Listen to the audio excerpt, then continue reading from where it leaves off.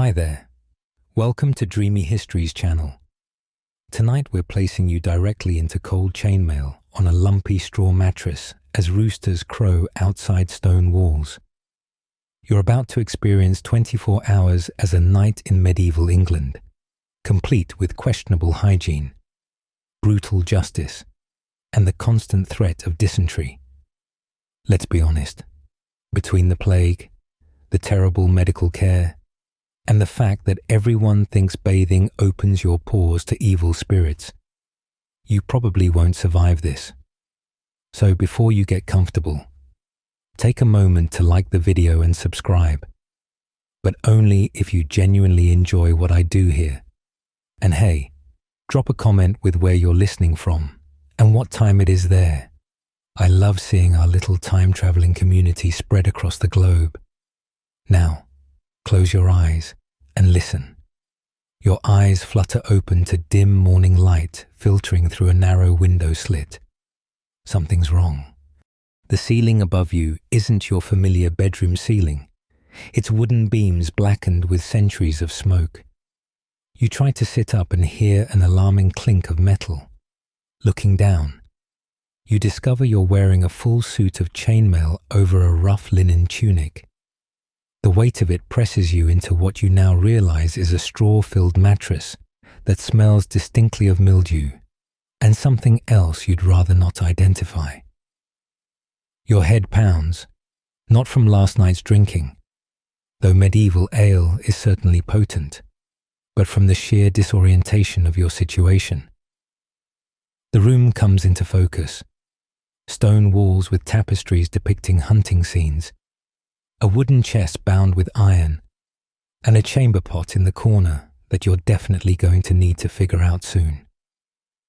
Through the arrow-slit window, you glimpse a courtyard where servants scurry about their morning duties.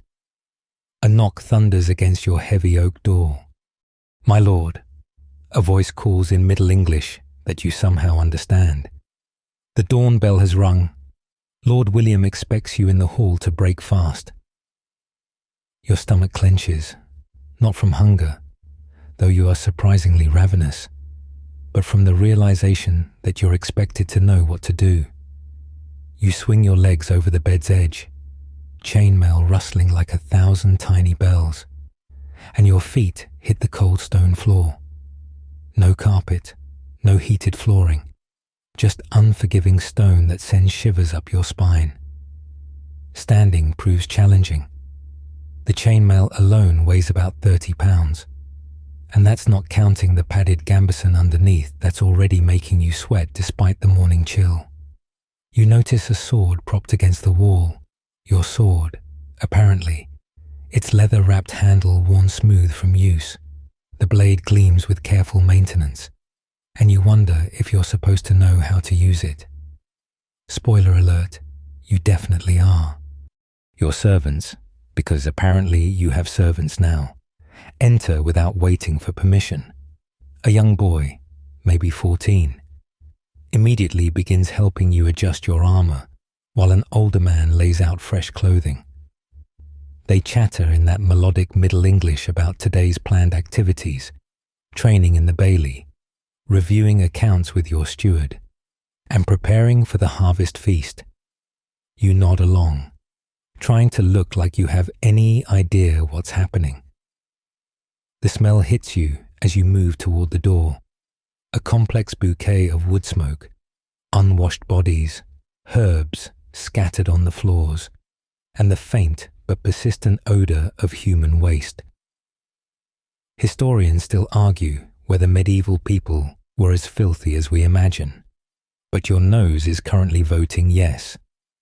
Though to be fair, you're about to discover that cleanliness in 1347 has a very different definition than what you're used to. The boy hands you a cup of small ale, yes, even for breakfast, because the water isn't trustworthy, and you take a grateful sip. It's weak, slightly sour, and probably the safest thing you'll drink all day. The morning routine begins with a journey to the guardrobe, medieval speak for the toilet.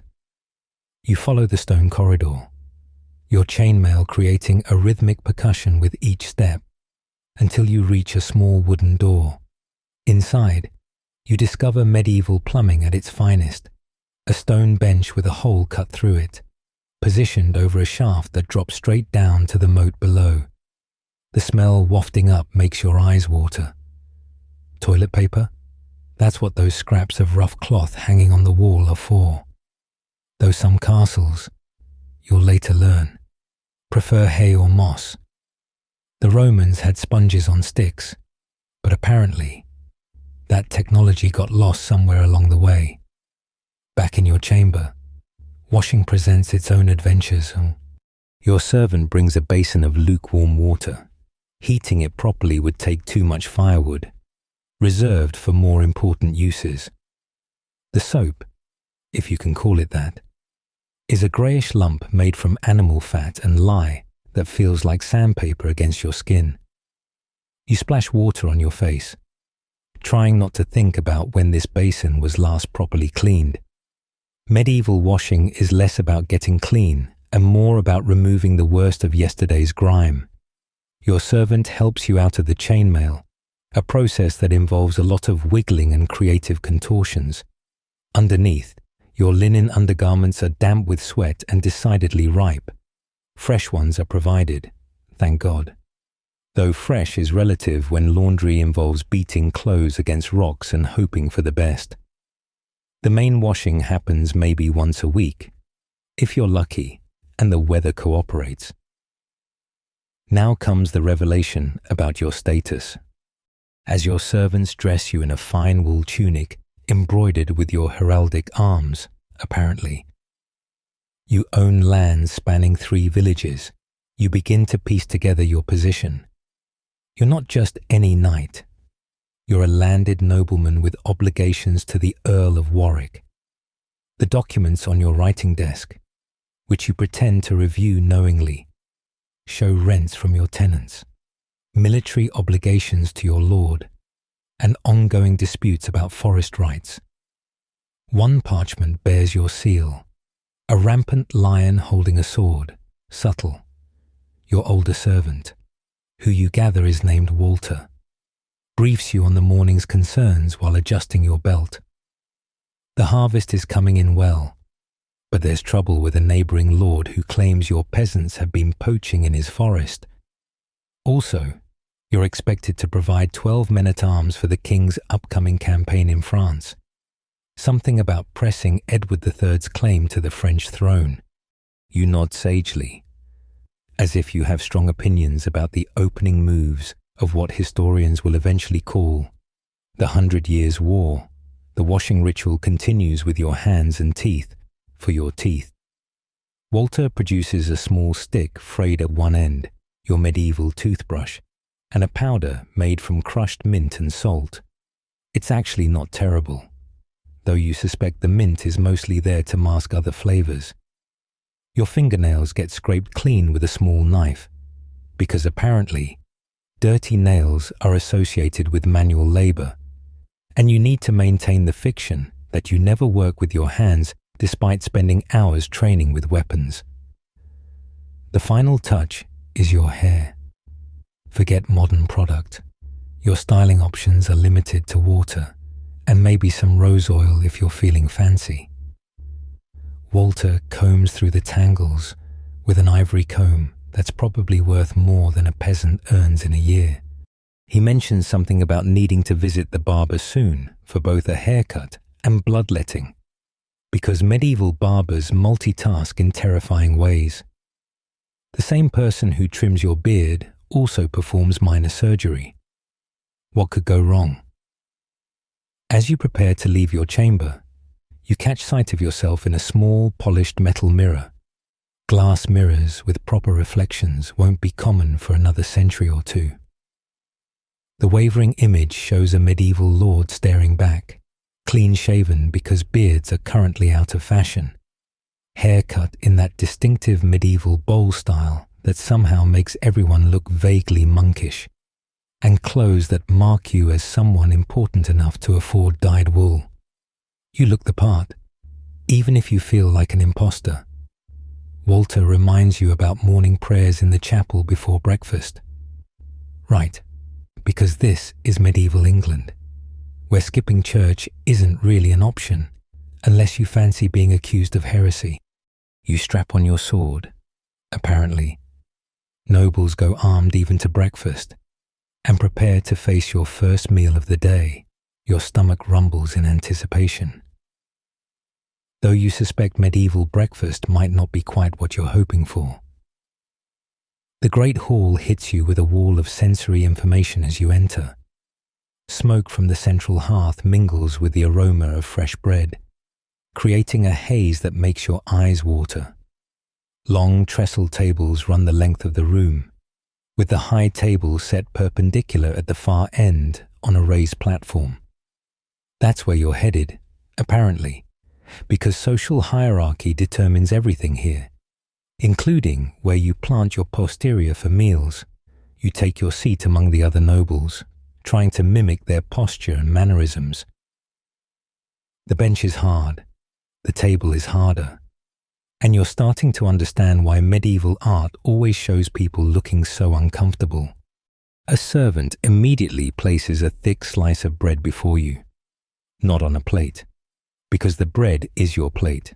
It's called a trencher, and after the meal, it'll be soaked with juices and given to the poor. Nothing goes to waste in medieval England, especially not carbs that have absorbed meat drippings. The breakfast spread would make a modern nutritionist weep. There's more bread, sensing a theme here. Cold meat from last night's dinner, cheese that could double as a weapon, and ale. Always ale. The water situation in medieval England is sketchy at best, so everyone drinks ale like it's going out of style.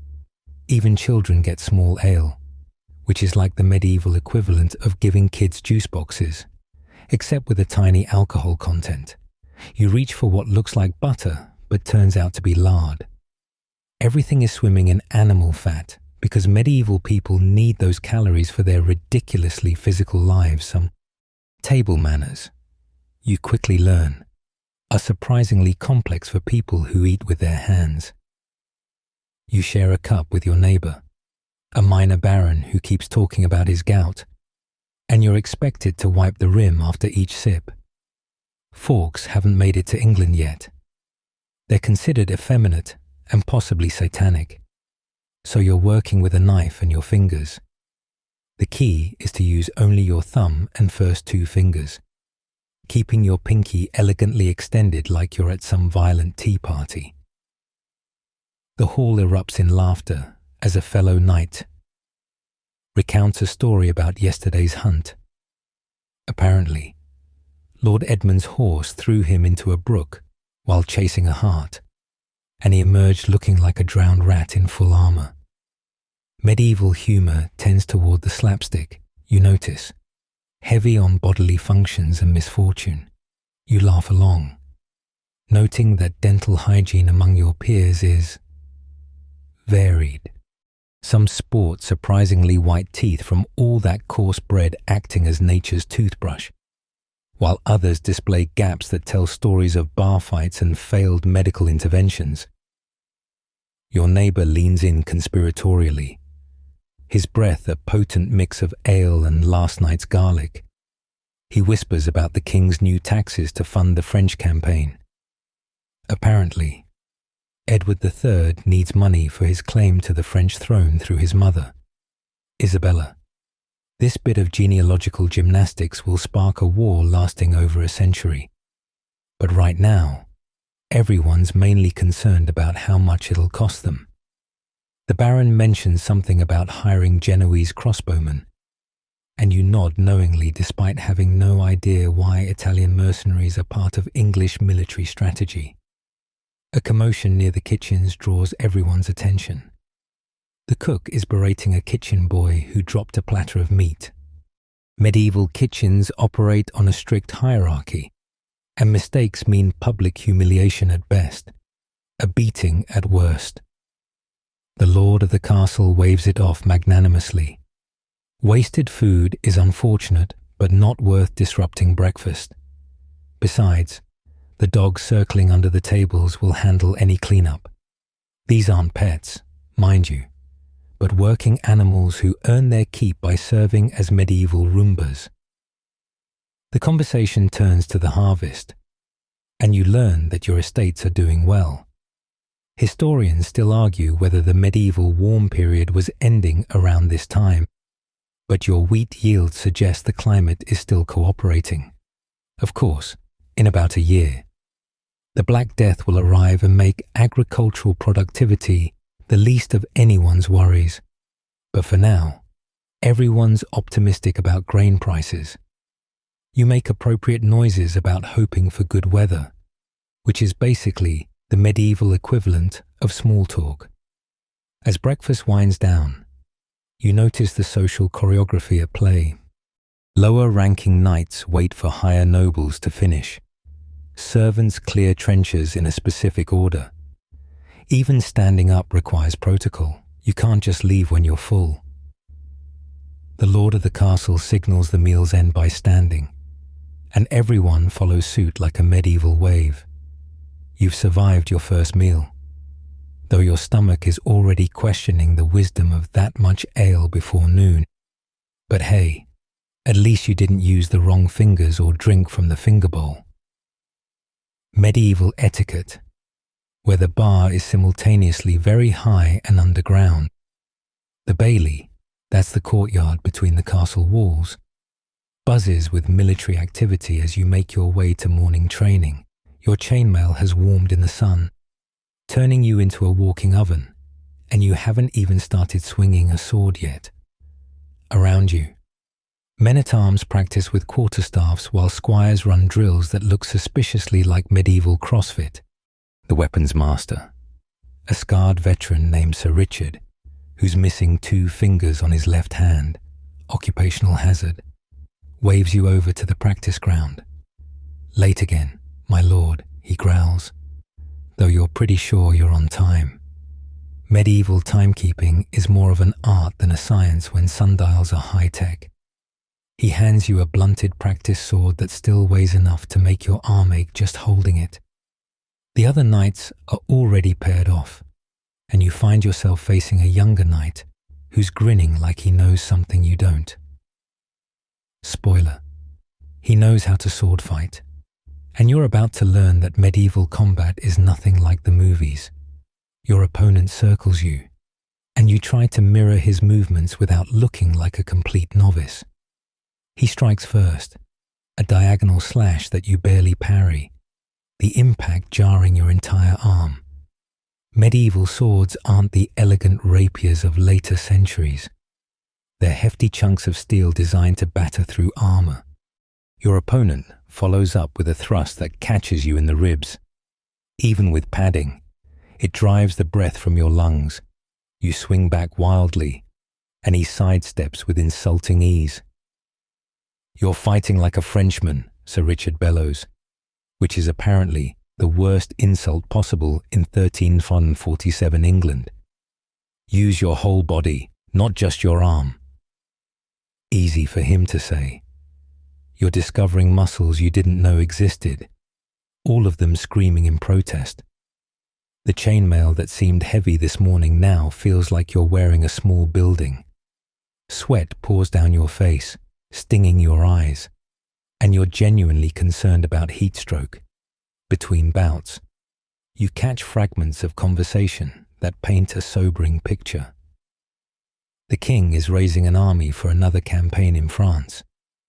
Every nobleman is expected to fulfill their military obligations. That means you'll need to muster your required soldiers and actually lead them into battle. The knight next to you mentions the French have been raiding the English coast, burning villages. Another discusses new armor designs from Milan that might better deflect crossbow bolts. Everyone talks about war like you'd discuss the weather, casual, inevitable, and mildly inconvenient.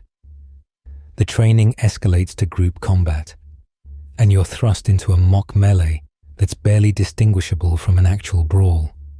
5 against 5, supposedly practicing battlefield formations, but it devolves into chaos within seconds. You take an elbow to the face that makes your ears ring and deliver a pommel strike to someone's helmet that leaves your hand numb. This is sport to these people, you realize, as they laugh and joke while beating each other senseless. One knight goes down hard and doesn't get up immediately. Everyone pauses just long enough to make sure he's breathing. Then the fight continues around his prone form. Sir Richard calls a halt to demonstrate proper technique, using you as his unfortunate assistant. He shows how to half sword, gripping the blade itself to use the sword like a short spear. Useful when some French dog gets inside your guard, he explains, demonstrating by driving the point toward your throat with alarming enthusiasm. He lectures on the importance of footwork, the weak points in armor, there are depressingly few, and why you should always carry a backup dagger. Your sword breaks, you draw your dagger breaks, you use your teeth, very simple. The sun climbs higher, and the training ground becomes a furnace. You're not the only one struggling. Several younger squires have already vomited, though whether from exertion or last night's ale is unclear.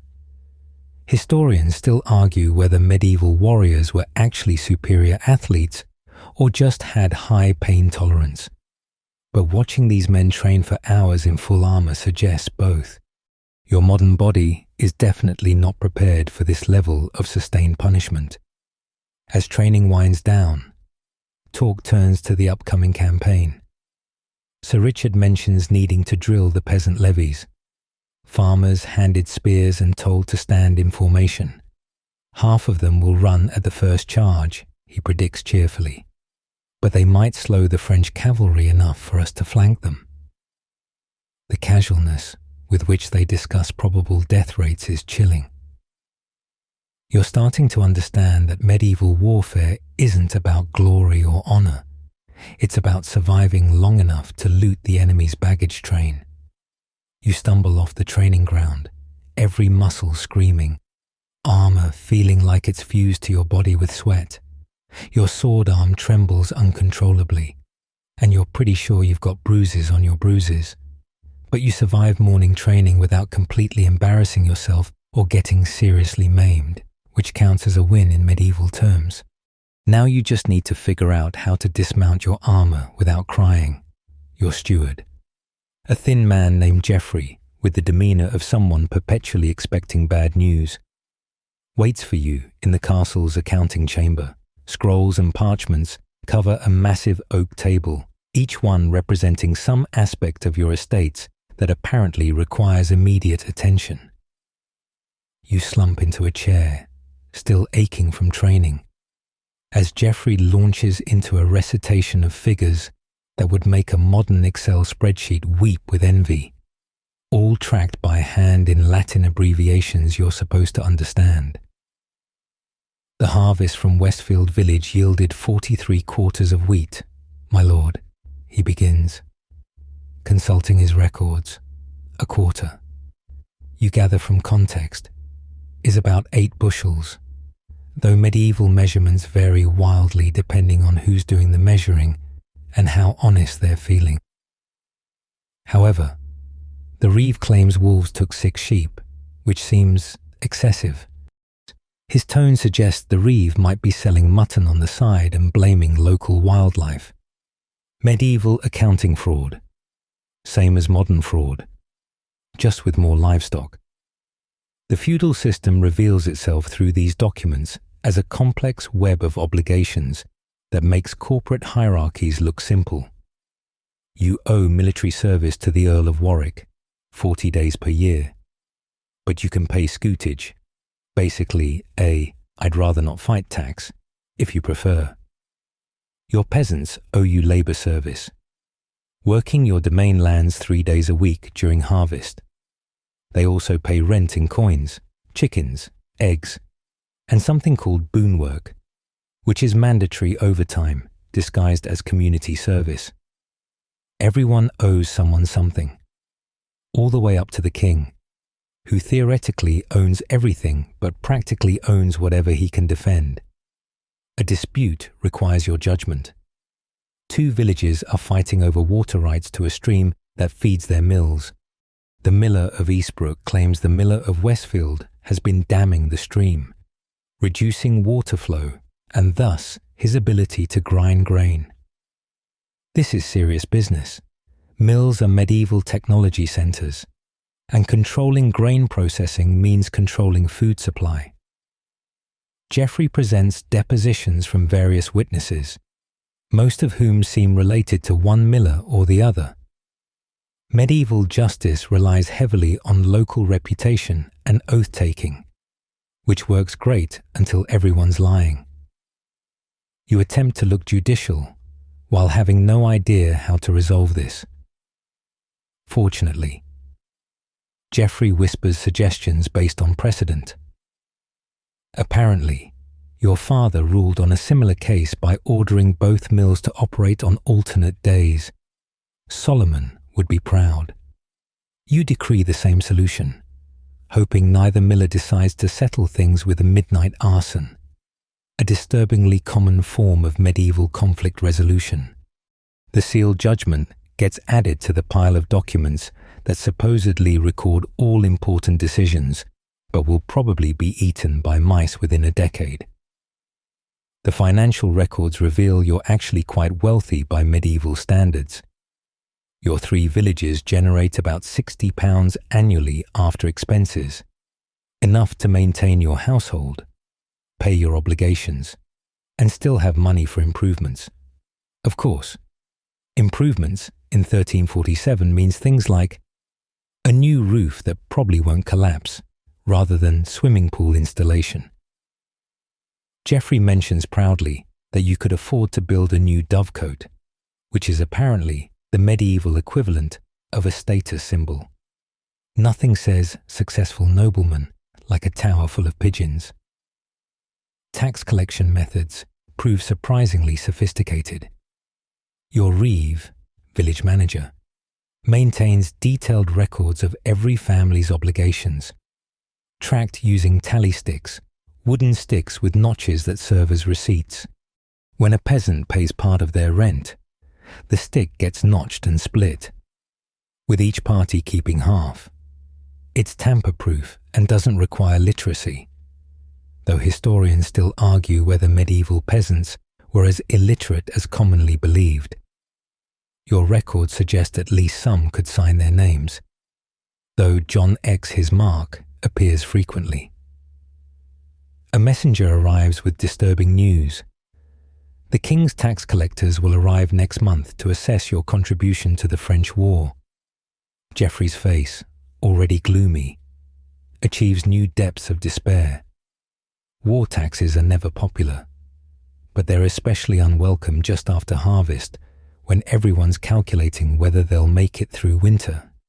You'll need to squeeze extra revenue from somewhere, which means either raising rents, risking revolt, or finding creative new fees, risking slightly sneakier revolt. Medieval lords walk a constant tightrope between extraction and explosion. The session drags on through various agricultural disputes, requests for mill repairs, and arguments about who owns which pig. You're developing new respect for medieval administrators who managed all this without calculators, computers, or coffee. By the time Geoffrey finally runs out of crises requiring your attention, your head pounds worse than after taking that pommel strike in training.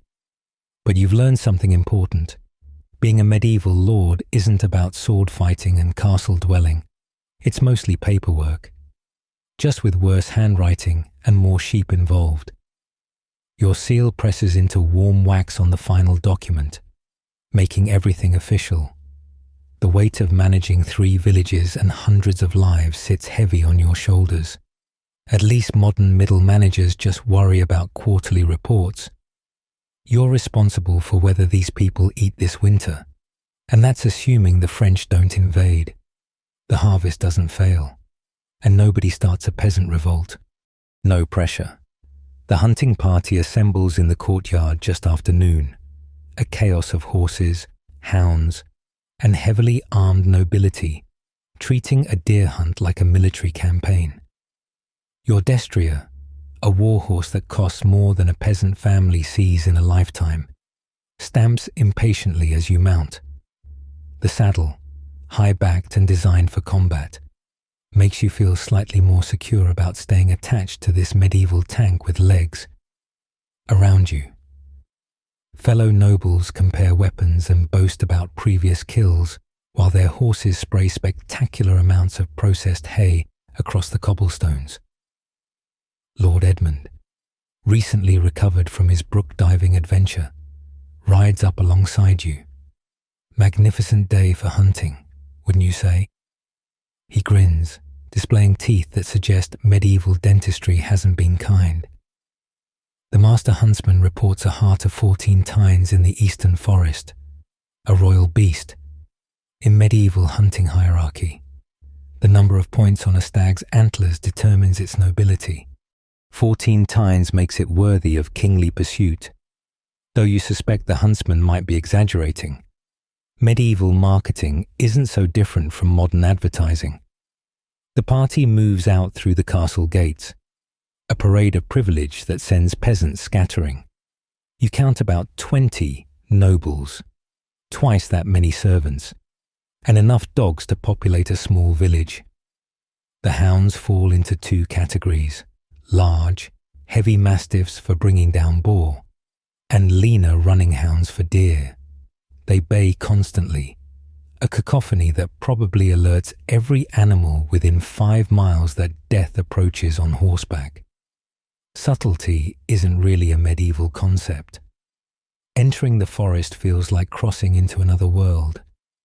These aren't the managed woodlands of your time, but ancient wilderness where wolves, boar, and supposedly the occasional bear still roam. The trees tower overhead, their canopy so thick that you ride through perpetual twilight. Your companions spread out in a practice formation, and you try to look like you know what you're doing.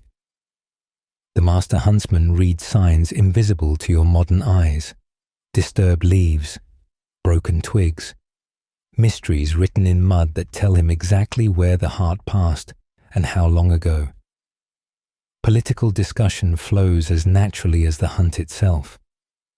Lord Edmund mentions the Bishop of Winchester's latest power grab, trying to expand his lands at the expense of minor nobles. Another lord complains about Scottish raiders hitting the northern borders again. "We should have finished them at Bannockburn," he grumbles, referencing a battle from 30 years ago that still stings English pride.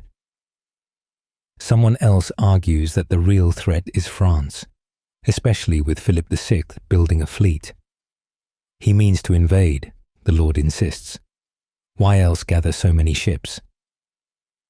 You make non-committal noises, trying to remember your medieval history while simultaneously trying not to fall off your horse. The dogs suddenly explode in excitement, catching a scent. The huntsman's horn sounds.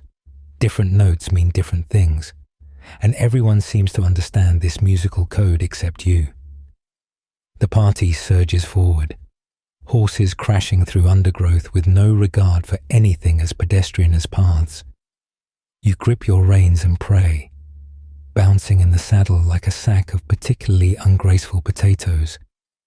Branches whip at your face, and you're grateful for the chainmail coif protecting your neck, even if it does make you feel like you're wearing a metal hairnet. Through a break in the trees, you glimpse the hart. Magnificent doesn't begin to cover it. The animal bounds with impossible grace, its antlers indeed sporting an impressive array of tines. The hounds pursue in full cry, their baying echoing through the forest like a medieval car alarm. This is where hunting gets dangerous. Horses galloping through dense forest, riders focused on prey instead of obstacles, everyone carrying sharp weapons. What could possibly go wrong? A knight to your left clips a tree and goes down hard, his cursing creative enough to make a sailor blush. Nobody stops. Medieval hunting operates on Darwinian principles. The hart leads you deeper into the forest, into areas that feel genuinely wild. Here, The king's law holds less sway, and outlaws supposedly hide among the ancient oaks. Historians still argue whether the romanticized merry men of legend existed, but your companions seem genuinely nervous about straying too far from civilization. One mentions recent reports of masterless men attacking travelers. Another jokes about meeting Robin Hood, though the laughter sounds forced. You're beginning to understand that medieval forests are liminal spaces where normal rules don't quite apply. The chase ends when the hart turns at bay. Cornered against a steep bank, the hounds circle, baying but not attacking. They're trained to hold prey for the nobles to dispatch. This is your first real look at medieval hunting ethics. The kill must be done properly, with the right person making the stroke, using the correct weapon.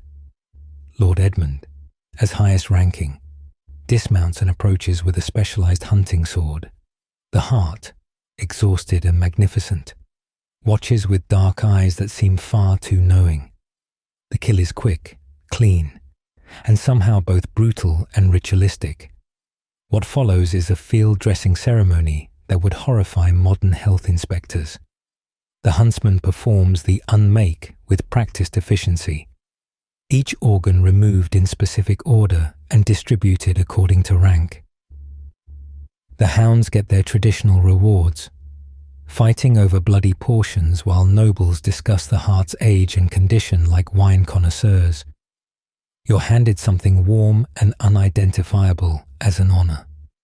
Medieval recycling, absolutely nothing goes to waste. The hunting accident happens on the ride back. Your horse stumbles in a rabbit hole, and your medieval dismounting technique needs work. You land hard, chainmail ringing like church bells, and feel something in your left wrist snap. The pain arrives a second later, sharp enough to make your vision blur. Lord Edmund helps you up, laughing because apparently potential fractures are hilarious. Could have been worse, he observes cheerfully. Sir Thomas broke his neck falling from his horse last winter. Took him 3 days to die. Medieval sympathy, reminding you that at least you're not dying slowly from paralysis. Back at the castle, they summon the physician, though physician is a generous term for Brother Marcus, a monk who learned medicine from translated Arabic texts and practical experience that would make modern malpractice lawyers weep. He examines your wrist with surprisingly gentle hands, muttering in Latin while prodding the swelling flesh. The bone is displaced, he announces, as if you couldn't tell from the unnatural angle. We must restore the humours to proper balance. Oh good. Humour theory. The medieval belief that health depends on balancing blood, phlegm, yellow bile, and black bile. What could be more scientific? His treatment begins with bloodletting, because medieval medicine's answer to everything is, have you tried removing blood? He produces a terrifyingly sharp knife and a bowl, making a small incision in your uninjured arm. The logic, he explains while your blood drips steadily, is that injury causes blood to pool in the wrong places. By opening a vein elsewhere, he's encouraging proper circulation. You want to explain actual circulation theory, but that won't be discovered for another 3 centuries. And besides, you're feeling a bit lightheaded from blood loss. Next comes the actual bone setting. Brother Marcus calls for 2 strong servants to hold you still, which doesn't inspire confidence. He grasps your wrist, murmurs what might be a prayer or an incantation, then yanks with surprising force. The crack is audible, the pain indescribable, and you definitely just invented some new curse words. But credit where it's due, the bone is back in alignment. Modern medicine would use x-rays and anesthesia, but Brother Marcus managed it through experience and your muffled screaming. The herbal remedies come out next, a pharmacopoeia that's part legitimate medicine, part witchcraft, and part, let's see what happens. He creates a poultice of comfrey root, which actually does help with bone healing, mixed with things that definitely don't, including what looks suspiciously like moss from a skull. Gathered under the full moon from a hanged man's grave, he explains proudly, because apparently regular moss isn't medicinal enough. The smell makes your eyes water, somewhere between rotting vegetation and despair, while wrapping your wrist in linen strips soaked in egg white, surprisingly effective for creating a primitive cast. Brother Marcus shares his medical philosophy. He's caught between traditional Galenic medicine, newer Arabic translations, and local folk remedies that probably predate Christianity.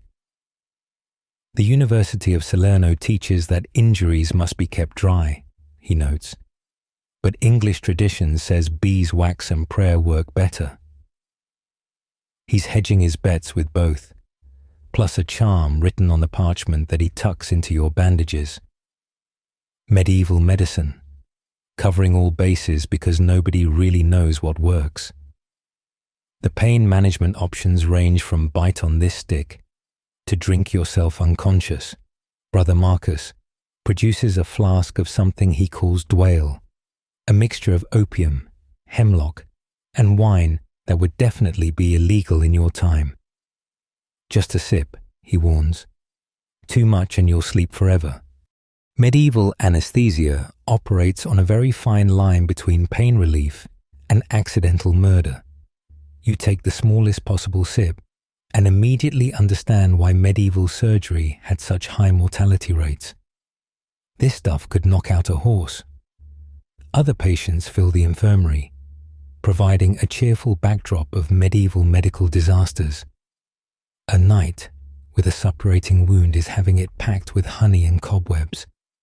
Actually not terrible for preventing infection, though the cobwebs are questionable. A servant with a fever gets treated with cold baths and prayers to St. Roch. An elderly noble complains of gout while Brother Marcus prepares a tincture involving ground pearls and mercury. You're starting to think the bloodletting wasn't so bad. Historians still argue whether medieval medicine was completely useless or accidentally effective. Watching Brother Marcus work, you see it's both. His bone-setting technique is solid. Some herbs have real medicinal properties, and his emphasis on rest makes sense. But then he starts explaining how your injury was caused by Mars being in the wrong house, and maybe you should consider pilgrimaging to Canterbury for full healing. The mix of practical skill and utter nonsense is dizzying, especially with that dwale starting to kick in. As consciousness becomes negotiable, Brother Marcus assures you the bone will heal in 6 weeks if you avoid excessive movement, maintain proper humor balance, and wear this amulet of St. Christopher.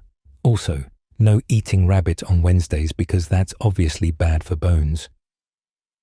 You nod agreeably, partly because arguing seems pointless, and partly because the room is developing an interesting spinning quality. Medieval medicine might not cure you, but it definitely makes you stop caring about being injured. The castle's great hall transforms into a courtroom after the midday meal, and you're expected to sit in judgment despite your throbbing wrist and the lingering effects of Brother Marcus's special medicine. Your lord, the Earl of Warwick, presides from his carved chair while you and other nobles flank him like medieval judiciary decorations. The accused shuffle in, a sorry collection of peasants, merchants, and one very nervous-looking priest. Justice in 1347 operates on principles that would make modern lawyers cry into their law books. First up, a peasant accused of poaching a deer from the Lord's forest. The evidence is damning. Venison found in his cottage, though he swears it was already dead when he found it. Sure it was. Poaching is serious business because deer belong to nobility, and peasants eating venison disrupts the entire social order. The Earl considers carefully. Death is technically on the table for this crime, But killing productive peasants is bad economics, huh?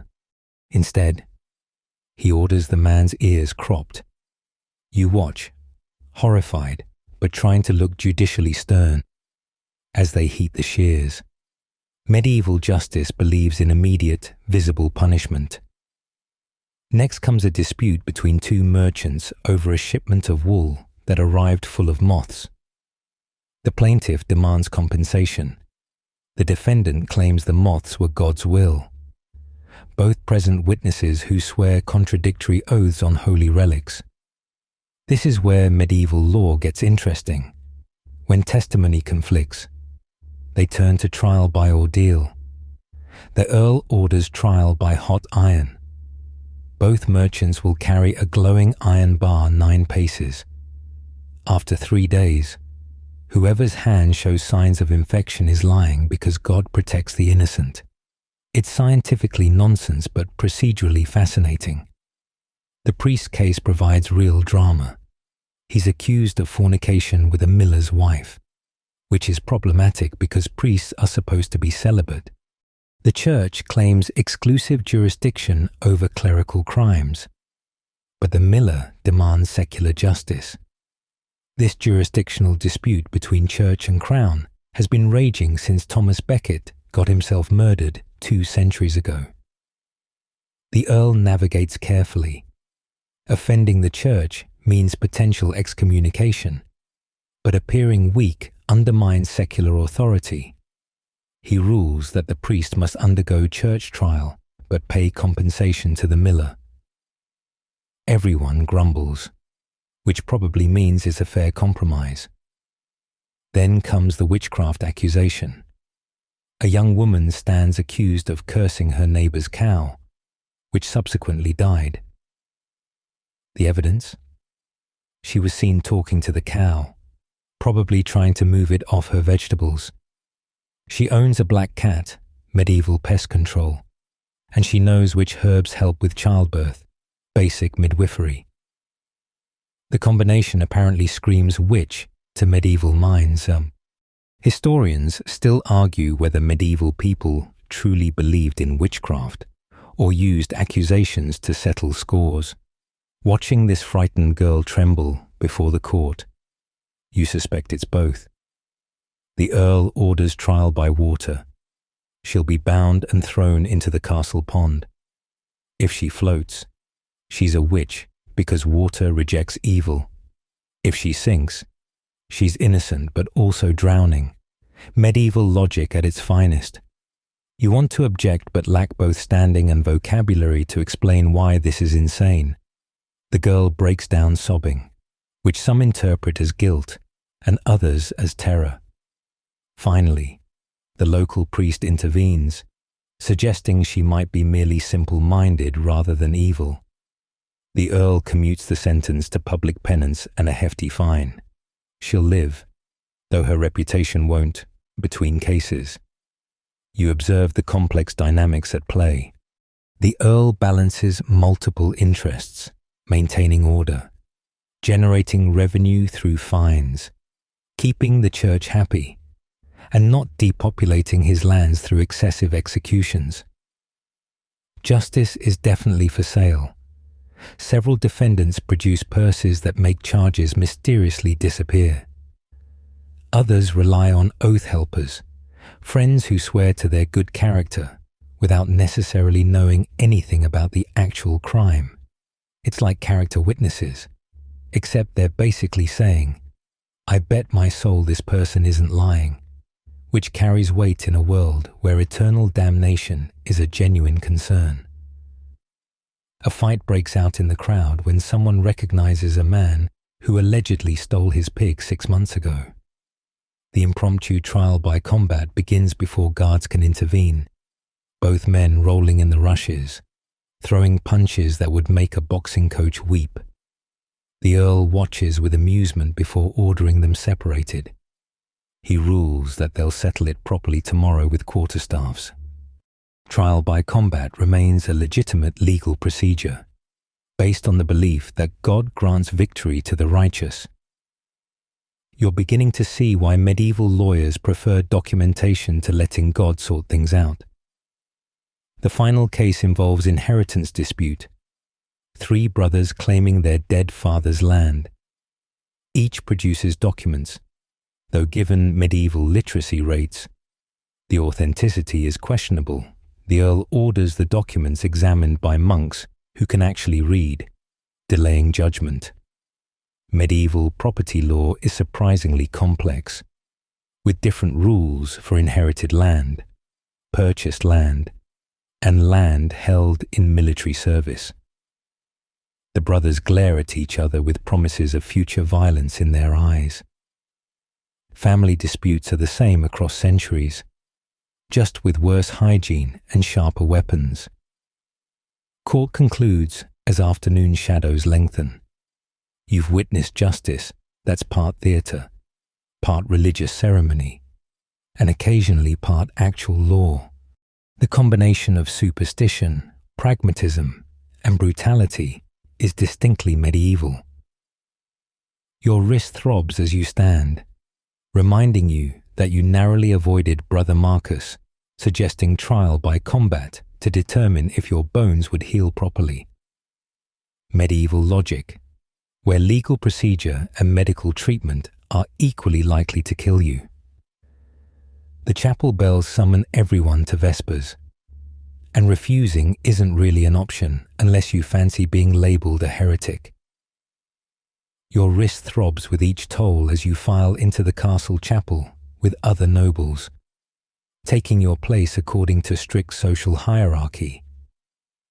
The chapel itself is a riot of colour, painted walls depicting saints in various states of martyrdom, stained glass windows casting jewelled light across stone floors, and enough gold leaf to fund a small war. Medieval Christianity believes in sensory overload as a path to divine contemplation. The priest begins chanting in Latin, a language you definitely don't understand despite somehow managing Middle English. Around you, nobles mouth along with varying degrees of accuracy. Some clearly know the words. Others are faking it with impressive confidence. The incense is thick enough to chew, mixing with the general castle ambience of unwashed bodies and damp stone. You follow along with the standing, kneeling, and crossing yourself, hoping you're getting the timing right. Medieval prayer is surprisingly aerobic.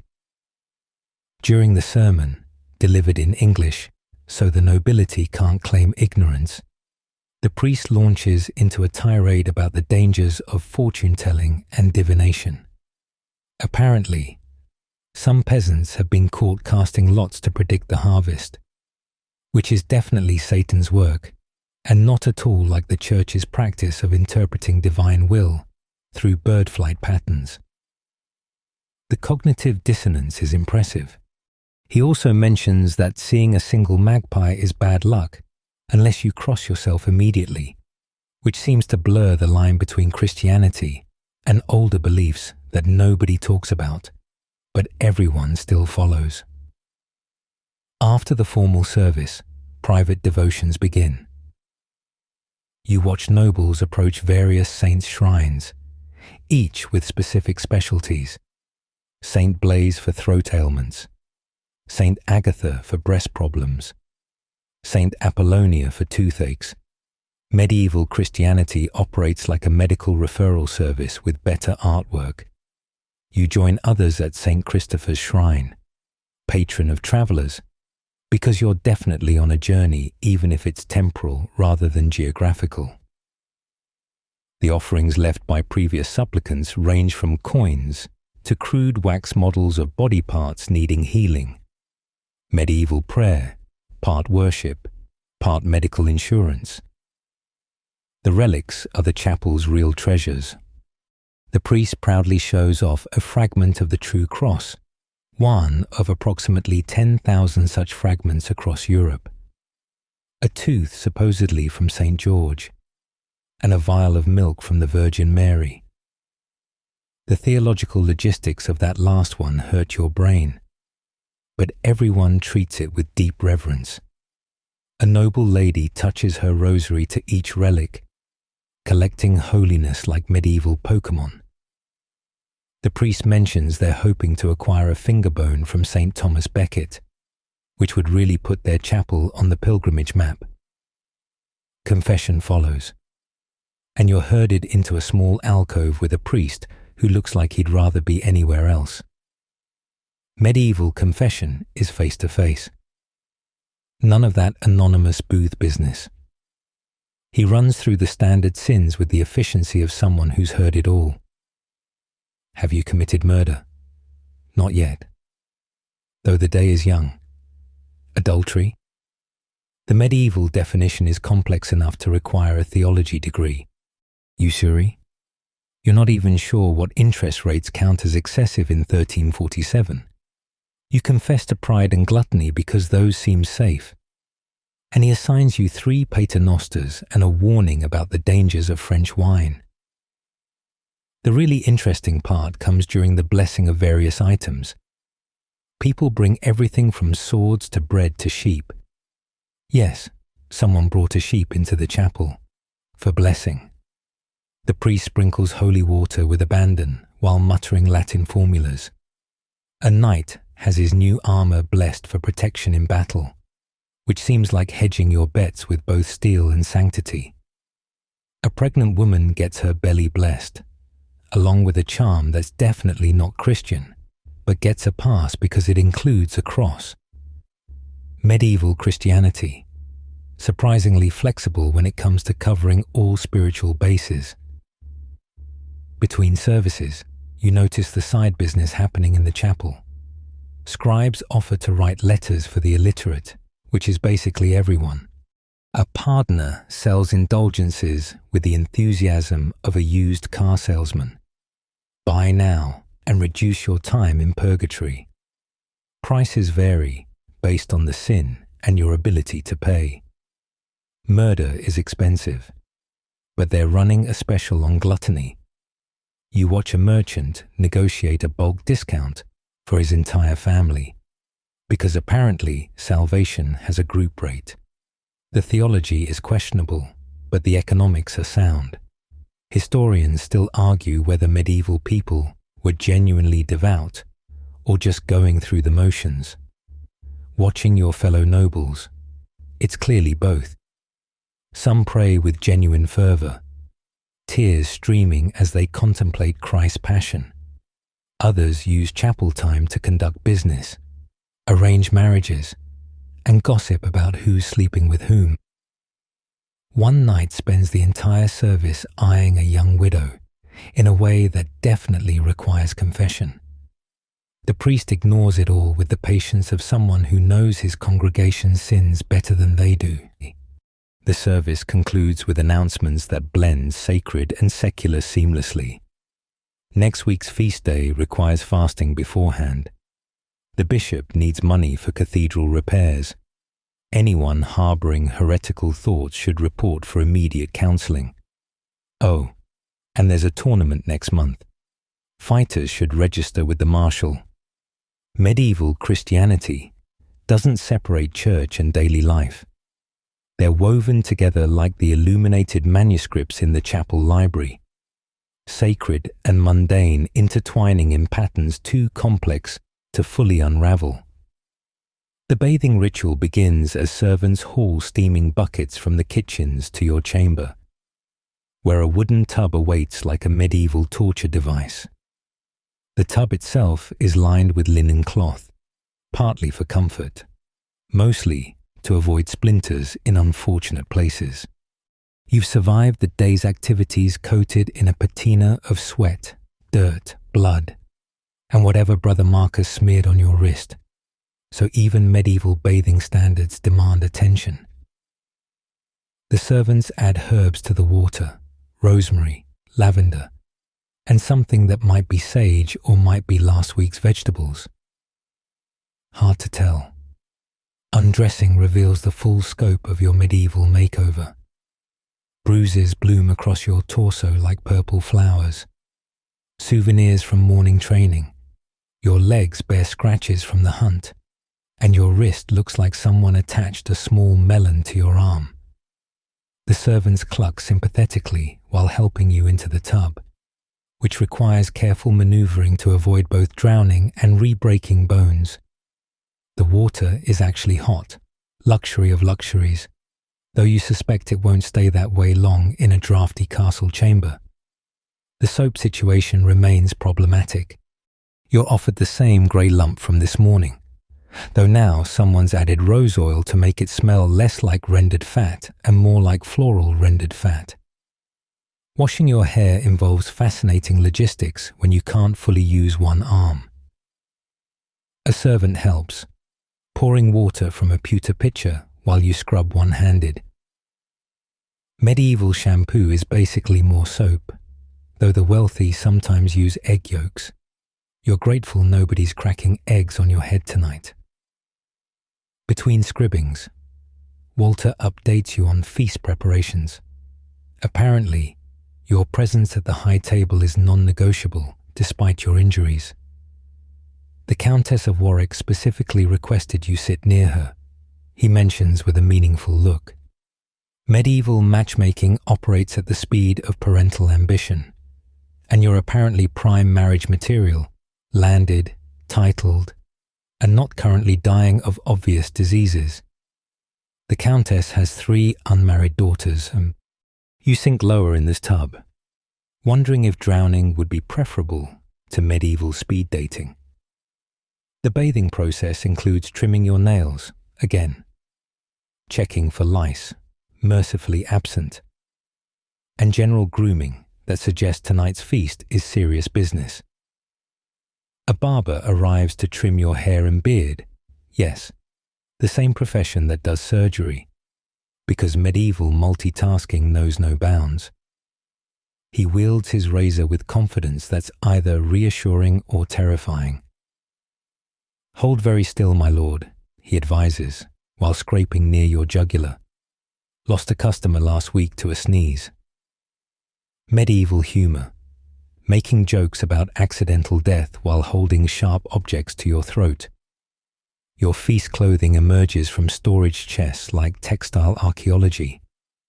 The finest wool, dyed deep blue with woad at spectacular expense. The colour alone announces your wealth. Peasants wear undyed cloth. Minor nobility manage browns and greens, but blue like this requires serious money. The embroidery is exquisite, gold thread forming your heraldic beasts across chest and sleeves.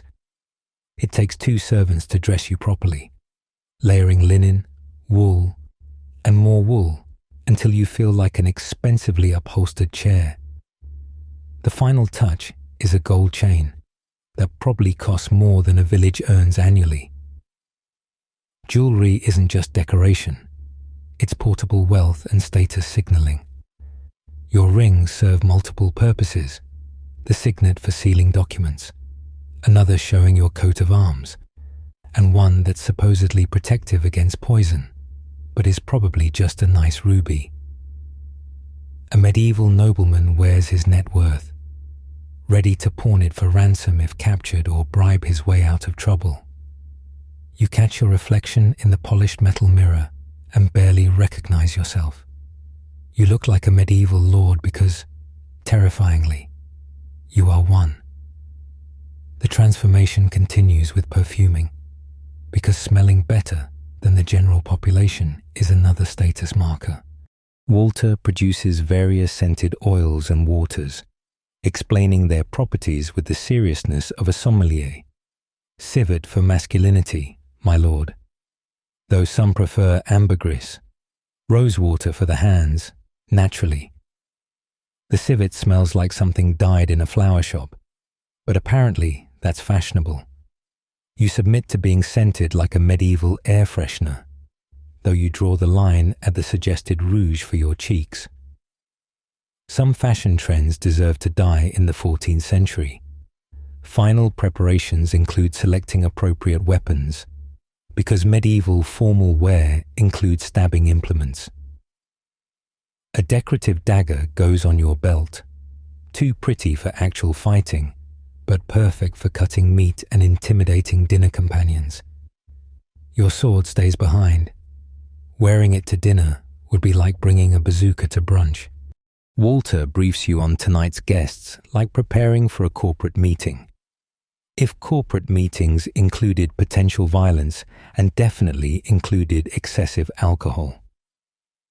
The Bishop of Worcester will attend, so watch your language. Lord Pembroke is feuding with Lord Devon, so seat them apart. The juggler has a tendency to set things on fire. As you prepare to leave for the hall, Walter makes final adjustments to your outfit with the intensity of a fashion designer at runway time. Everything must be perfect because medieval society judges books entirely by their covers. Your appearance announces your wealth, status, taste, and martial prowess all at once. It's exhausting being a walking billboard for feudal success, especially when your main accomplishment today was not dying during any of the various dangerous activities. But you look the part, smell confusingly exotic, and your clothes alone could fund a small military campaign. Time to feast like it's 1347, because it literally is. The great hall explodes with sensory assault as you enter. Torches and candles battle the darkness, creating dancing shadows that make everyone look vaguely demonic. The noise hits like a physical force. Hundreds of voices competing with musicians who believe volume compensates for talent. Dogs fight over scraps already accumulating on the rush-strewn floor, while servants dodge between tables like medieval running backs. The smell is indescribable.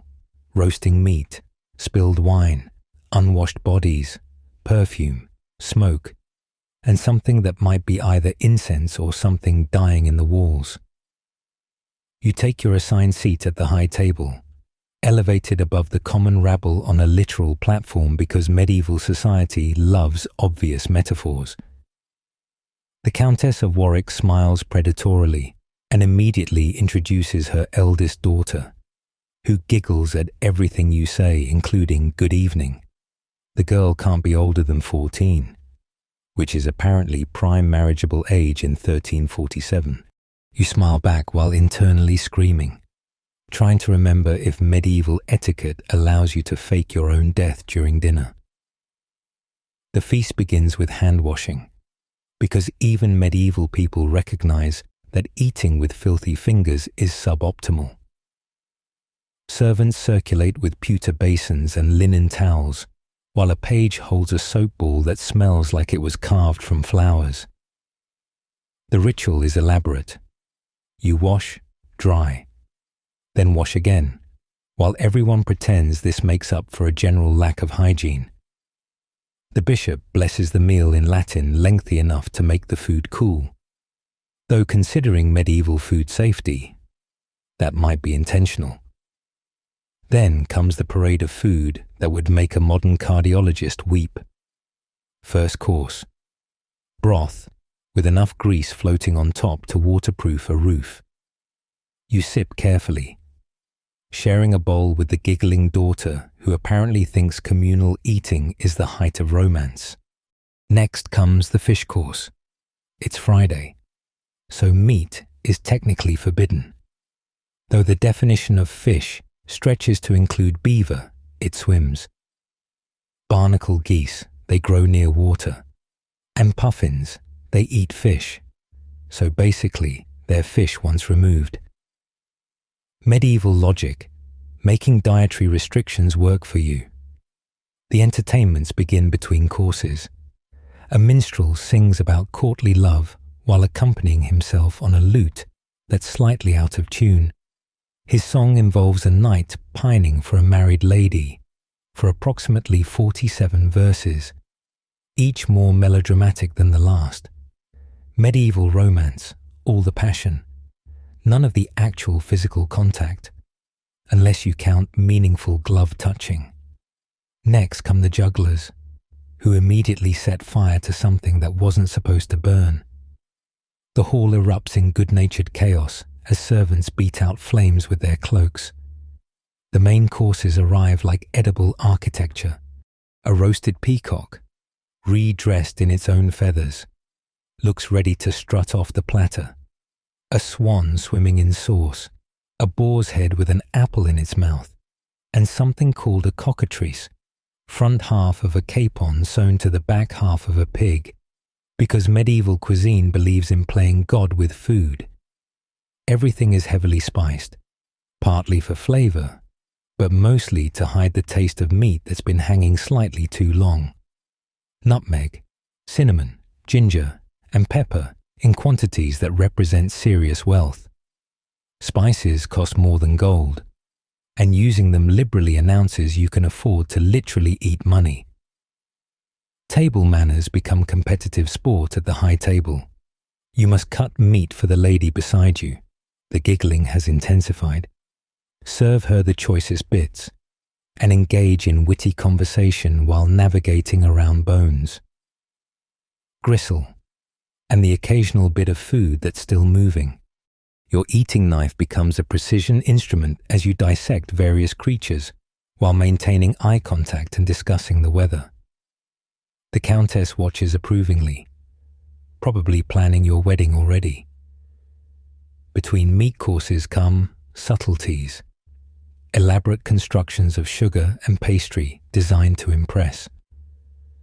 Tonight's masterpiece is a castle made entirely of marzipan, with tiny knights sieging the walls. It's too beautiful to eat and too expensive not to.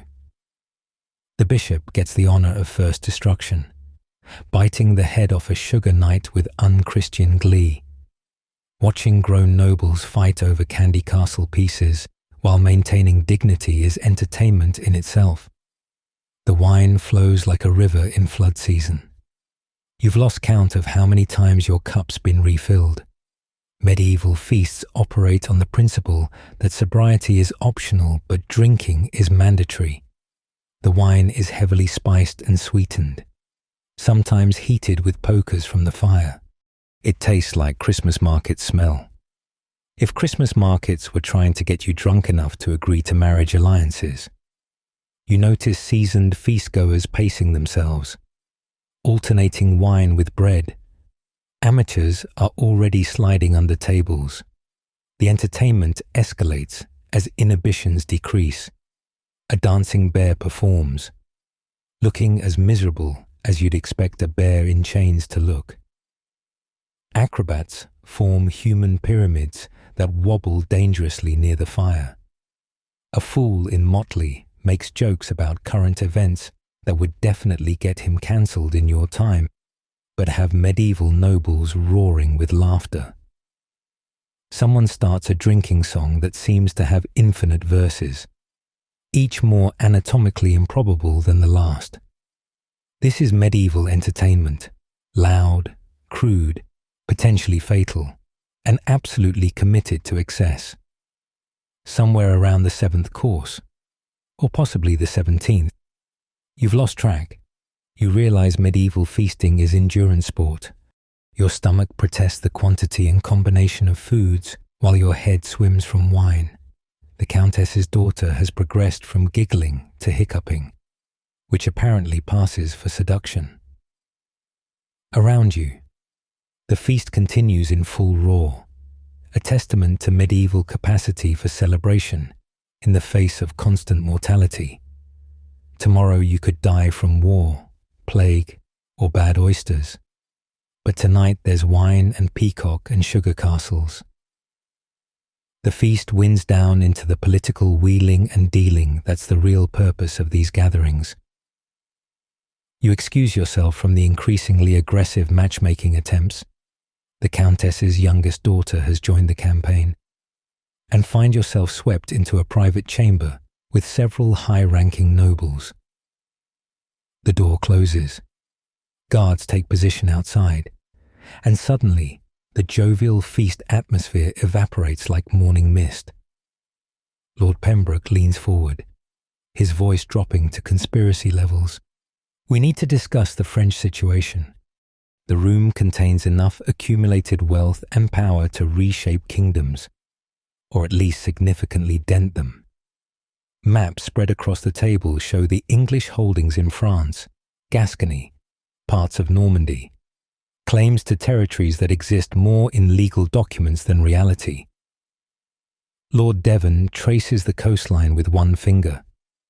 Philip's building a fleet at Rouen. My spies say 300 ships, maybe more. Everyone nods gravely, though medieval intelligence gathering consists mainly of merchants gossiping and priests with flexible loyalties. Your apparent expertise is requested regarding defense of the southern coast. You nod thoughtfully, while having absolutely no idea what defensive measures 14th century England employs against naval invasion. Fortunately, Lord Pembroke fills the silence with his own opinions. We need to strengthen the Cinque Ports, obviously, and the beacon system needs overhauling. Half the hilltops don't maintain proper watch. Medieval early warning systems, basically bonfires and hope. The conversation shifts to financing the inevitable war. The bishop, several cups of wine past piety, suggests another tax on the Jews. Someone points out that Edward I expelled them all 60 years ago. Well then, tax the Lombards, the bishop counters. They're practically Jews anyway. Medieval financing, when in doubt. Persecute the bankers. Lord Devon proposes wool subsidies, which triggers a complex argument about export licenses that makes modern international trade look simple. Marriage alliances surface as another tool of statecraft. Apparently, your bachelor status makes you valuable currency in the diplomatic market. Lord Mortimer has a daughter, Pembroke mentions casually. Bit cross-eyed, but her dowry includes estates bordering Wales. Another lord counters with his niece. Beautiful girl, only married twice before. Both husbands died mysteriously, but probably coincidence. Medieval matchmaking, where probably not a murderess counts as a selling point. The discussion turns genuinely treasonous when someone mentions the king's favoritism towards certain advisors. Edward III is generally popular, but his inner circle includes some questionable characters.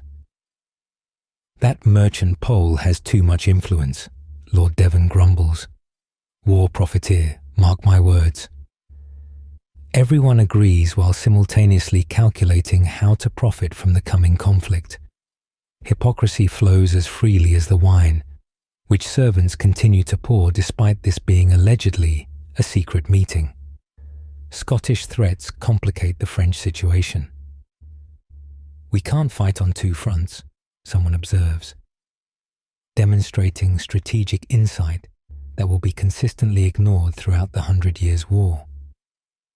The bishop suggests divine intervention might help, which triggers eye-rolling even by medieval standards.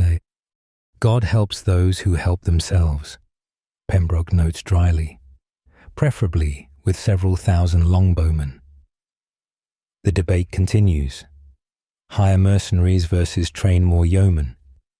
Coastal defense versus preemptive strikes. Diplomacy versus just hitting things with swords until problems go away. Your role in these plans becomes clearer as they discuss troop commitments. Every lord must provide their feudal levy, but quality matters more than quantity. Your estates can support what, 12 men-at-arms? Pembroke calculates. Plus archers, of course, say 30 total. You nod agreement while mentally panicking about being responsible for 30 lives in a medieval war. The casualty rates for medieval battles make modern conflicts look positively humanitarian. They're essentially planning how many peasants you'll lead to probable death. Intelligence reports circulate, smuggled letters, travelers' tales, and reports from merchants who trade both sides on. The French are developing new tactics to counter the English longbow. There are rumours of gunpowder weapons, though everyone agrees that's probably nonsense because what kind of unknightly coward fights with explosive tubes? The Scots are restless again. The Welsh are always restless. And the Irish, well, Nobody really knows what the Irish are doing, but it's probably rebellious.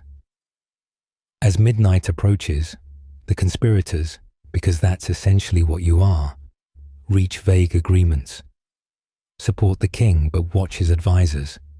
Prepare for war but hope for profitable peace. Strengthen defenses while planning attacks.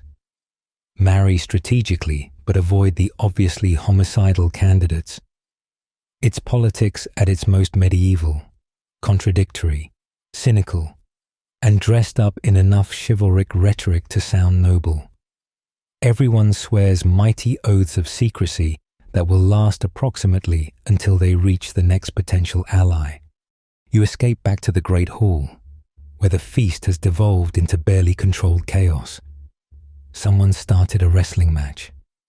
Nobles are passed out in corners, and a fight over the last sugar castle tower threatens to turn violent. The giggling daughters have been whisked away by their mother, probably to protect their marriage value from scandal. You navigate through the human wreckage, dodging puddles of wine and other fluids best left unidentified, grateful to have survived both the political intrigue and the matchmaking. Tomorrow, you'll deal with the hangover and the treason. Tonight, you just need to make it back to your chamber without agreeing to any marriages or rebellions. The night watch bell tolls as you stumble from the hall, and Walter appears with the timing of a medieval GPS system. Your watch begins soon, my lord, he reminds you, because apparently medieval knights don't get to sleep off their wine. The castle operates on a rotation system. Every noble takes turns standing guard, partly for security, but mostly to remind everyone that privilege comes with frozen midnight responsibilities. You're hastily bundled into additional layers, a thick cloak, fur-lined gloves, and a helmet that makes your head feel like a church bell. The wall walk stretches before you like a stone tightrope, barely wide enough for two people to pass. Your fellow watchman is Sir Edmund's younger brother, Hugh, who looks about as enthusiastic as you feel. The wind cuts through every gap in your clothing, carrying ice crystals that sting exposed skin. Below, the moat reflects starlight when clouds permit, though mostly it's just an invisible source of disturbing smells. Medieval castle defense. Hoping attackers are discouraged by architecture and aromatic warfare. Hugh passes you a wineskin that definitely doesn't contain wine. The liquid burns going down. Some kind of distilled spirit that might be brandy or might be a cleaning product. Keeps the cold out, he explains, though it mostly seems to relocate the cold to different, more painful places. You pace the battlements, chainmail clinking with each step, trying to stay warm while watching for threats that probably aren't coming. The French are across the channel, the Scots are far north, and bandits generally prefer easier targets than fortified castles. The tedium breaks when something moves in the darkness beyond the walls. Both you and Hugh freeze, hands moving to sword hilts. Is it French raiders? Scottish spies? The vindictive spirit of that deer from this morning. The shape resolves into a lost cow, mooing pathetically as it searches for its herd. You both laugh, tension releasing in clouds of visible breath. Medieval guard duty, hours of boredom punctuated by moments of bovine terror. Between circuits, Hugh shares castle gossip with the enthusiasm of someone desperately fighting off sleep. The cook is definitely watering the wine. Not enough to prevent intoxication, obviously, but enough to stretch supplies. The stable master's daughter is pregnant. Father unknown but heavily speculated upon. Lord Pembroke owes massive gambling debts from dice games, which explains his enthusiasm for war profiteering. And the Countess, Hugh drops his voice conspiratorially. She's already planning your wedding to her middle daughter, had the clerk drawing up betrothal contracts during the feast. The castle at night reveals its paranormal side. Every old building has ghost stories, but medieval castles collect them like architectural features. Hugh points out where the First Lord's wife supposedly walks, searching for her husband's head, removed by Vikings and never recovered. The tower where strange lights appear during thunderstorms, definitely not St. Elmo's fire because that's too scientific an explanation. The gatehouse where guards report hearing chains rattling, though that might just be the actual chains that raise the portcullis. Your circuit takes you past the chapel, where midnight prayers are underway. The chanting drifts through stone walls, mixing with wind howls to create an appropriately Gothic atmosphere. A few especially devout souls attend, or possibly insomniacs seeking divine intervention for sleep. The priest's voice rises and falls in Latin cadences that probably comfort believers and definitely annoy anyone trying to rest nearby. Medieval nights are surprisingly noisy between prayers, guards, and various castle creatures pursuing their nocturnal activities. Around the third hour of watch, exhaustion and cold combine into a unique form of misery. Your injured wrist throbs in time with your heartbeat. Brother Marcus's healing herbs having worn off hours ago. Every part of your body hurts from the day's activities, the training, the hunt, the feast, and now this endless walking on cold stone. Hugh produces more of his paint stripper brandy, and you drink without hesitation. Medieval guard duty, where potential alcohol poisoning is preferable to confirmed hypothermia. The conversations turn philosophical as the night wears on, which is apparently what happens when you trap two armed men on a wall in freezing conditions. Hugh wonders about the French perspective. Do they see us as invaders or rightful rulers? You discuss whether honor in battle actually means anything when crossbow bolts don't care about your chivalric credentials. He mentions new ideas from Oxford scholars about the nature of kingship that sound dangerously like questioning divine right. These midnight musings would probably get you both in trouble if anyone important was listening. But the night swallows seditious thoughts along with everything else. Dawn approaches with agonizing slowness, the eastern sky grudgingly acknowledging that darkness can't last forever. Your replacement arrives, a fresh-faced knight who definitely got more sleep than you did. The changing of the guard involves ritual passwords and ceremonial sword salutes that seem excessive given everyone knows everyone else. But medieval security operates on tradition rather than logic, so you perform the elaborate handover while dreaming of your bed. Descending from the walls requires careful navigation of worn stone steps made treacherous by frost. Your knees protest every jarring impact, and you're genuinely concerned about falling asleep mid-descent and becoming another castle ghost story. But you make it to ground level intact, Hugh stumbling beside you with equal exhaustion. You've survived the night watch, cold, tired, possibly slightly drunk on medieval moonshine, but alive, in medieval terms. That's a successful shift. Your chamber door closes behind you with blessed finality, but sleep remains elusive. The darkness seems alive with whispers. Wind through arrow slits, settling stone, or something more sinister. Medieval nights breed particular fears when you're exhausted, slightly drunk, and very aware that medical science consists mainly of prayer and bloodletting. You collapse onto your bed still partially dressed, chainmail replaced by wool but sword within reach, because that's just sensible bedroom decoration in 1347. The first scratching sound might be mice in the walls. The second is definitely not mice unless medieval rodents have learned to whisper Latin. You sit up, hand finding sword hilt, as shadows dance across your chamber walls in patterns that candlelight can't explain.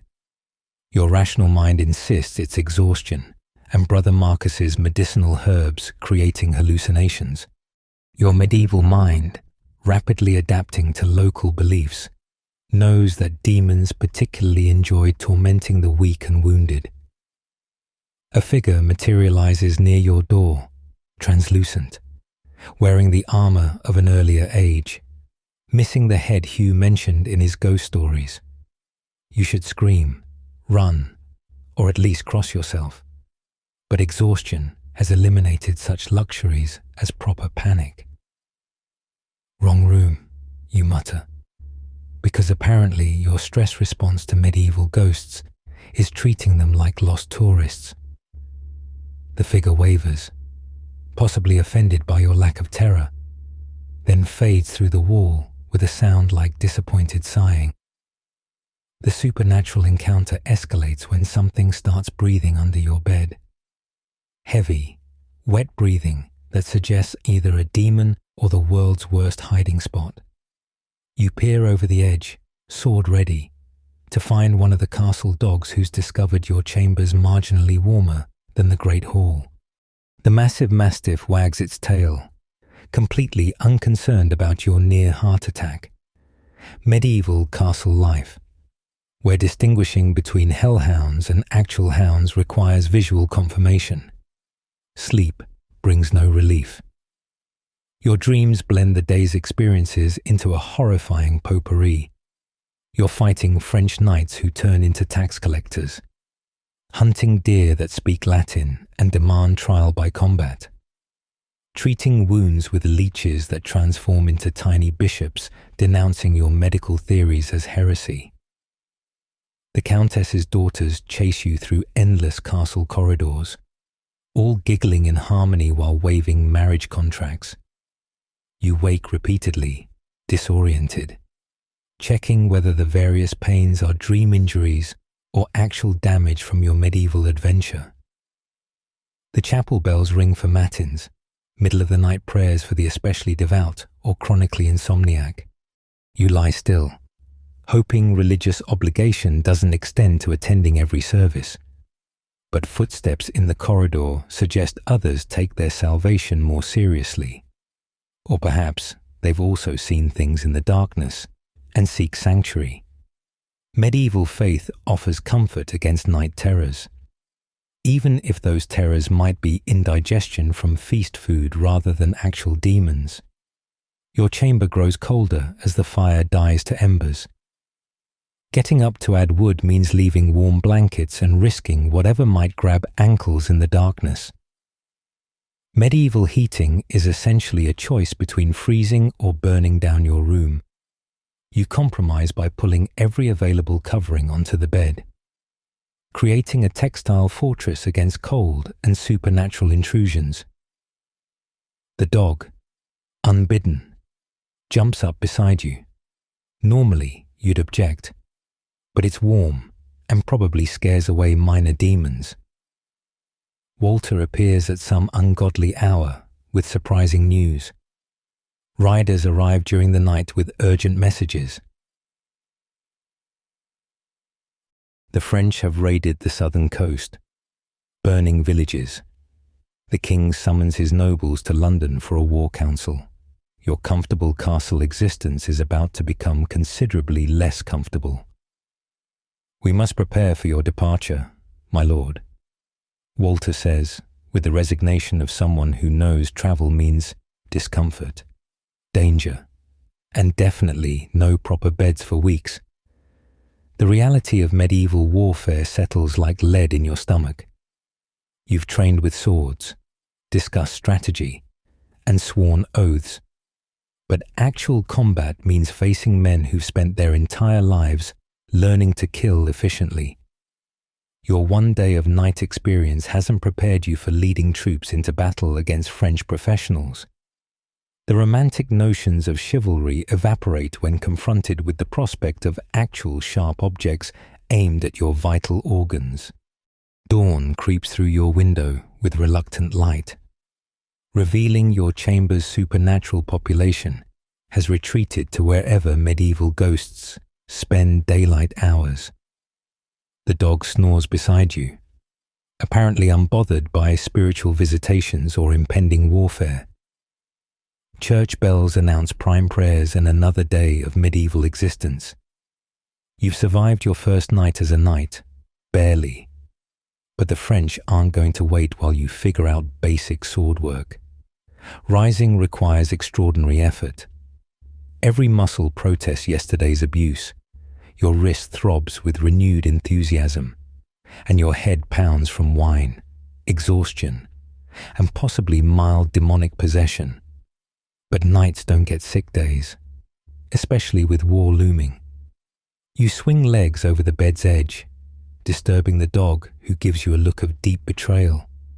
Time to face another medieval day, assuming you survive getting dressed without Walter's help.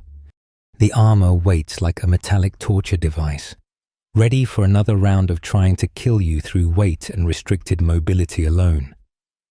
The roosters crow with vindictive enthusiasm as your second medieval dawn arrives properly. You've survived 24 hours as a knight, battered, exhausted, possibly haunted, and definitely reconsidering any romantic notions about medieval life. Walter helps you dress for the journey to London, packing supplies with the efficiency of someone who knows that forgetting anything means doing without or paying extortionate prices from roadside merchants who recognize desperation. Your breakfast is hurried, practical, bread, cheese, and ale consumed while servants rush around preparing for departure. The great hall bears evidence of last night's feast. Overturned benches, suspicious stains, and one duke still asleep under a table. Medieval hangovers are democratic, affecting nobility and servants alike, though only nobility can sleep through the cleanup. You chew mechanically while Walter lists everything requiring your attention before leaving. Documents need sealing, orders for your steward, instructions for defending your lands if the French arrive before you return. The courtyard fills with organized chaos as your party assembles. Your retinue includes men-at-arms who look disturbingly eager for potential violence, servants who look resigned to weeks of miserable travel, and pack horses loaded with enough supplies to stock a small shop. Medieval travel operates on the assumption that comfort is suspicious and hardship builds character. Your horse, the same destrier from yesterday's hunt, stamps impatiently, probably plotting new ways to throw you into inconvenient bodies of water. Farewells involve more ceremony than seems necessary for a journey to London, but medieval departures acknowledge that any trip might be one way. The priest blesses your party with holy water enthusiastic enough to qualify as a light shower. The Countess makes one last attempt at engagement negotiations, pushing her middle daughter forward for a farewell that involves far too much eyelash batting. You manage to escape with vague promises about considering the match after the war, assuming you survive and haven't fled back to your own time through sheer desperation. The castle gates close behind you with finality that feels both liberating and terrifying. You're leaving relative safety for roads where bandits, French raiders, and basic geography all conspire against travelers. Your injured wrist makes controlling your horse an adventure in pain management, but you're adapting to medieval existence, sitting straighter despite the armor's weight, automatically checking weapons, accepting discomfort as a background noise rather than crisis. As your party moves through villages, peasants emerge to watch. Medieval entertainment is limited, and armed nobles provide free drama. Children run alongside until parents pull them back, probably saving them from horses' hooves or casual violence from bored men-at-arms. You notice the fields being prepared for winter, the harvest almost complete. These people depend on nobles for protection, paying for it with labor and produce. The system seems exploitative because it absolutely is, but it's also the only thing standing between them and complete chaos. Historians still argue whether medieval life was actually as brutal as we imagine, or if we're projecting modern sensibilities onto a different worldview. Experiencing it firsthand, you can confirm it's both. Brutal by any objective measure, but normalized by people who know no alternative. The casual violence, the constant disease threat, the arbitrary justice, the supernatural fears, they're all real. But so is the community, the craftsmanship, the weird humor, and the ability to find joy despite conditions that would break modern spirits.